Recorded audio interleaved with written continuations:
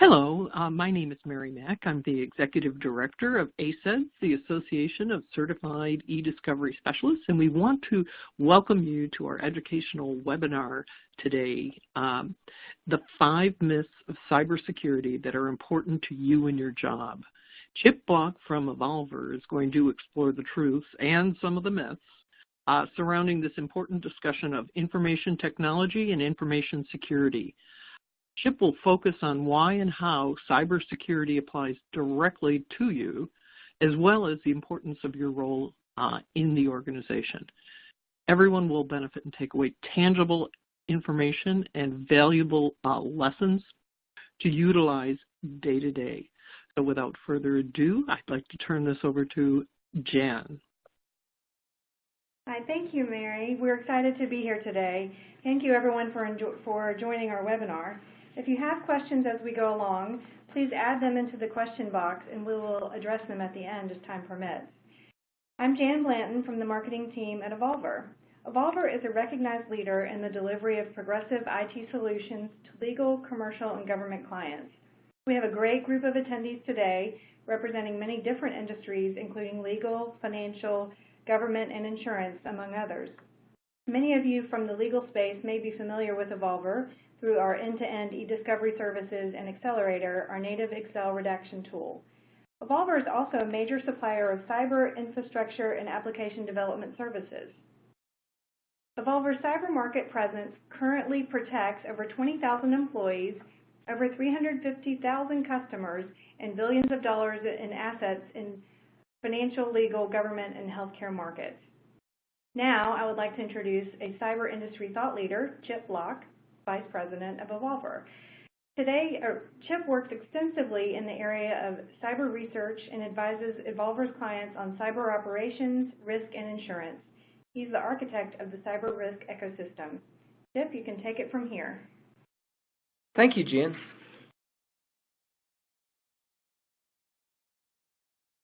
So over the next few minutes, I'm going to cover a number of things within this cyber market that you may have heard or you believe related to cybersecurity. And if there's one thing that we all know now is you can't pick up the newspaper, for those of you who still pick up newspapers, click on your website, turn on the news without hearing the newest story about cybersecurity.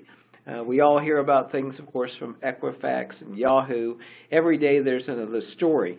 One of the things that's easy to get lost in is what I call the buzzword of cybersecurity, things you may have heard or things you may believe that either may take you in a wrong direction or give you a view of the security side of things that really doesn't apply, or, as we say, is a myth.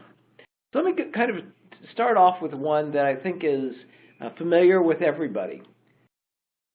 Cybersecurity is a bunch of hackers who are young men with hoodies sitting around some dark room in a basement trying to hack your computer.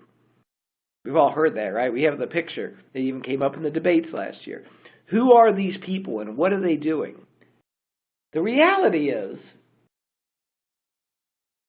that there is a complex ecosystem of researchers, fishers as we call them, or spelled interestingly enough with a PH, developers, brokers, buyers. This is a criminal enterprise. There are people whose job it is to figure out ways into computers. There are other people who buy data. There are people who exchange information. This is, in many ways, no different than the other crimes that you're aware of, whether it be stealing your personal belongings or whether it's committing fraud. This is a very complex integral ecosystem of people exercising these activities. So this idea that there is some person out there trying to hack your computer can give you really a false sense of the view. And the reason that really gets important is that you may not think that you as a paralegal in an office, or you at your home, or you wherever you are, is a target. But the reality is the way this works is that in a lot of cases, attacks are nothing more than giant nets that are sent out over the internet looking for vulnerable targets. So you may get caught in a net, not because of who you are, but more likely the nature of your computer, or maybe the type of information you have, or something of that sort. So there's not a specific target looking at you. So that means, first of all, it's important for everybody to consider the cybersecurity challenge as part of their job. So what do you do about that? First of all, be aware and look for anomalies in normal activities. I often bring this up because you will see this in conversations with after a breach occurs or after something. Somebody will say, you know, that's funny you bring that up. My computer has been running incredibly slow for the last month, and I don't know why all of a sudden it started to do that, when the reality is you had some virus on there in the background. The other side on that is often the first indication of an attack may not necessarily even be through your cyber services, it's with your applications. So if all of a sudden you have applications acting strangely, understand that one of the reasons for that might be that you have a piece of malware or something may be affecting that. Similarly, if suddenly you start getting lots of emails you never knew where they came from, that might be an indication. So look for anomalies in the normal activities.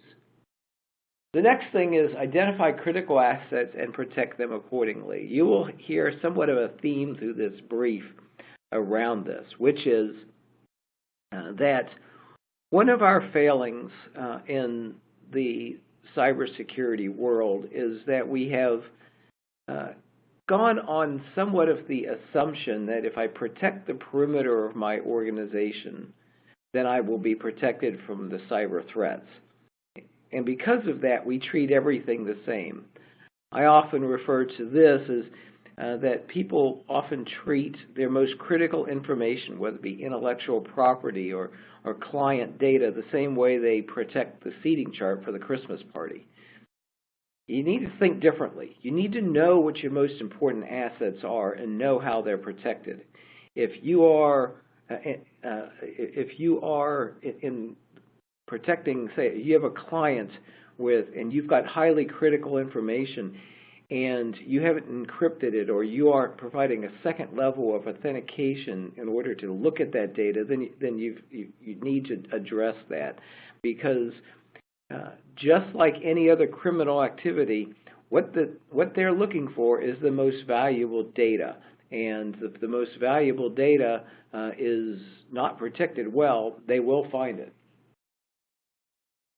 And that gets to the next one, which is watch the data. Don't just watch the network, watch the data. If all of a sudden within your environment, and this, you talk about your own personal, how it affects you, if all of a sudden there seems to be lots of copying, pasting of information that does not normally happen, that's important. Or a document shows up somewhere you never expected. We've had this situation. We've had somebody call up and start asking a question about a document that they didn't even know had left their building. That's really important. You need to be aware of that. And finally, no matter how good your cybersecurity folks are, you can't fix stupid. What I refer to this as probably one of the greatest inhibitors to cybersecurity is people doing really stupid things. There was a case not too long ago where a major company had a breach. The reason they had the breach was that one of their employees was given a task of creating a large Excel spreadsheet